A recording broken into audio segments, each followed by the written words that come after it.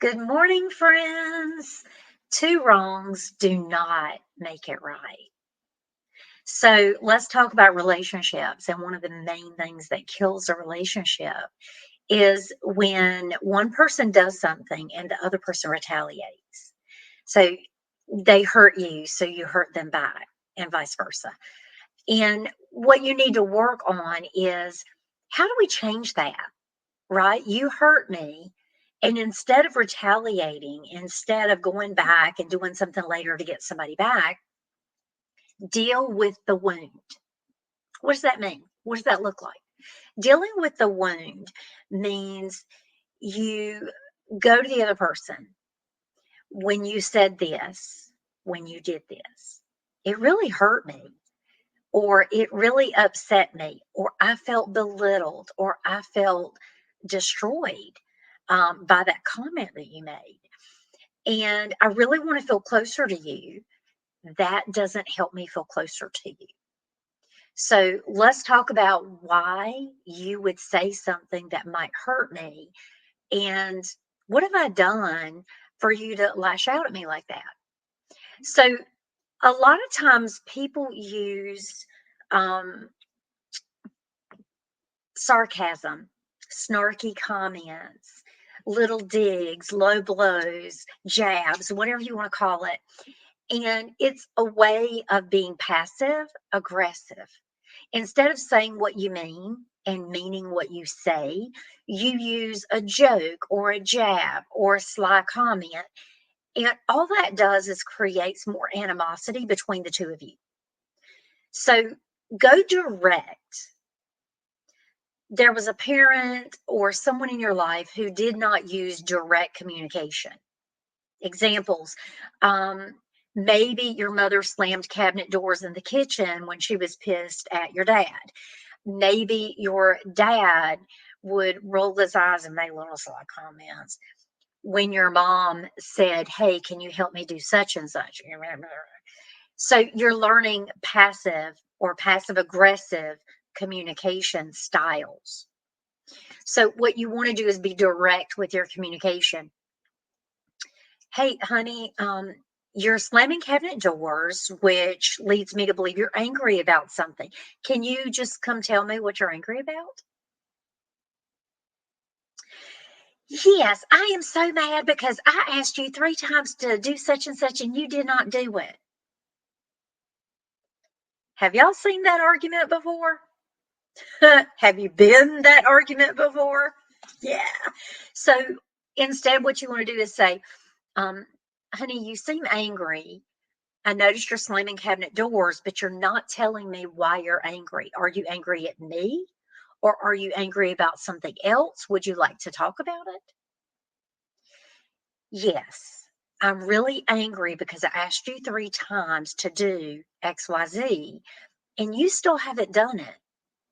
I'm feeling ignored, unloved, or that my needs aren't important to you. How many times have you said something similar and the spouse comes back with, well, you didn't do da da da da da that I asked you, right? We're not going to one up the person in that moment. Okay, so it's really important to you that I do this. And you're right, I forgot to do it.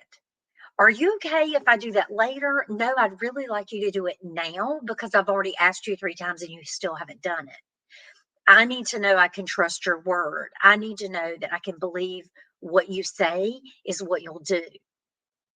And then you get up and you go do whatever that request is. Now, if it's an unreasonable request, you have to say that. Well, sweetie, it's a little unreasonable that it's 10 o'clock at night and now you want me to do this. But, honey, I reminded you 3 times and you still haven't done it. And now I don't believe you'll do what you say you'll do. This breaks down my trust with you. Y'all, direct communication isn't mean. Assertiveness isn't mean. Aggression is mean. Passive aggression is mean, right? Direct communication is all about the right tone. I'm going to get out of you the most when I'm nice, when I'm kind and caring and loving when I express what it is. So, honey, you still don't want to do what I'm asking you to do. So I have to wonder why you don't care about what I need. Do you want me to do this for myself? Do you want to be married? Do you want this relationship to be you and I helping each other out? Because right now, I've got A, B, C, D, E, F, G, H, I, J, K on my plate. I'm asking you to do the one thing. And I'm not feeling like we're a team right now. And I really need you to be a team with me because I don't get to rest until A through K are done. I just need you to do the T. Just that one thing I need you to do. It's really interesting how direct communication changes things. You're not passive aggressive. You're not mean. You're not making snarky comments. Y'all, sarcasm is a form of contempt. Contempt is a form of hate. And so you got to be very careful about your tone, right? I've asked you 3 times to do this. I'm not going to want to help you if you say it to me like that. There's no way I'm going to help you when you're being ugly to me. But if I said, honey, I'm really concerned that I've asked you 3 times to do this. And for some reason, you don't seem to care that I need you to help me with that. And it's very discerning and scary that I don't have the ability to trust you. You say you'll do things and then you don't do them. That leads me to believe you're not really in this marriage 100%. You're not giving me your best. And I know what your best looks like because you used to do that. And I'm wondering why suddenly you no longer care about what's important to me. Now, you have an opportunity to either jump in and say, you're right. I've not really cared what matters to you. And what I've noticed is when things are important to me, you blow them off. And I don't want to one up you right now, but there is an issue with both of us not really caring about what the other person cares about. Do you see the difference between, well, you did such and such, well, you don't do this? That's one upping. But if you talk about, yes, I've noticed both of us have been guilty of not really caring about what the other person finds important. And we need to work on this. We need to get better, right? Or maybe, I've been depressed and frustrated and I'm angry about my job and I'm kind of taking it out on you by just shutting down when I get home. I've noticed that too. And I know you need to be able to depend on me, and that's important. So, y'all really work on, 2 wrongs don't make a right. You've got to figure out how to make it right.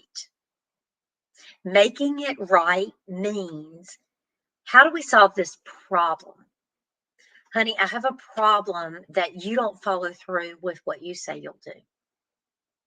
That means I can't trust you. That means I can't depend on you. That means I don't feel we're a team in this marriage. And I really need a teammate in my marriage. I really need to be able to depend on you and trust your word. Your word means nothing if there are no actions to back it up. Does that make sense?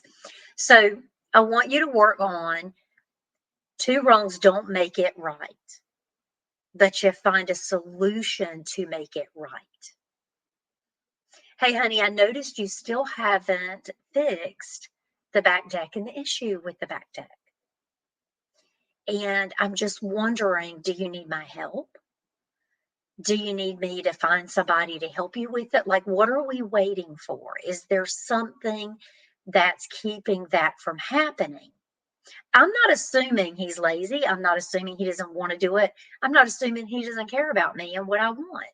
Instead, I'm going to ask him, hey, what's keeping the deck project from happening? You might hear things like, well, it keeps raining. Well, the price of wood went up. Well, we've not had a free weekend where we could actually go do that because I felt sick last week. You weren't able to help me with it. Like, whatever the reason is, we've got to stop attacking our spouse when they don't do something and find out what's the problem there. Honey, I noticed we haven't finished the fire pit. Like, what's going on? What do we need to do? Like, what needs to happen for that project to get going? And then listen to the actual answer. Women are like, oh, that's an excuse. Men are like, oh, another reason you can't do it. But really listen. So the rain is causing us an issue with getting this done. Okay, let's look at the forecast. Let's pick the day that it's not going to rain. Let's see what we can do about it. Like sometimes it's out of our hands why something doesn't happen, right? I've got to do A before I can do, T. I got to do A, B, C, D, E before I can do X, Y, Z, right? So maybe there are other things that have to happen before I can do this, right? So why are you still driving that beat up car? Well, I'm still saving up money.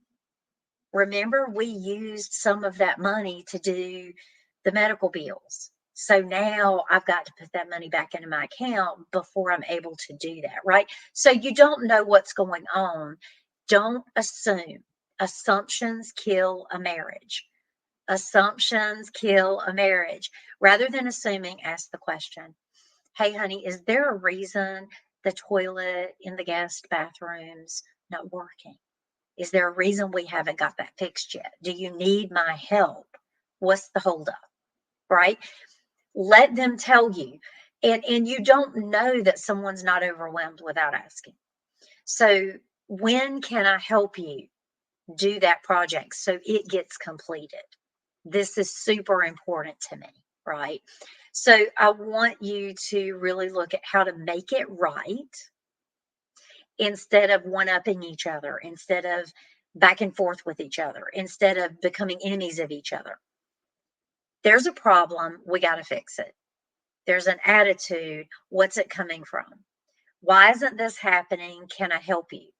Why is it you don't want to do what I need? What can I do to help you complete what it is that I need? So, really work on those things. And until I see you next time, go be awesome.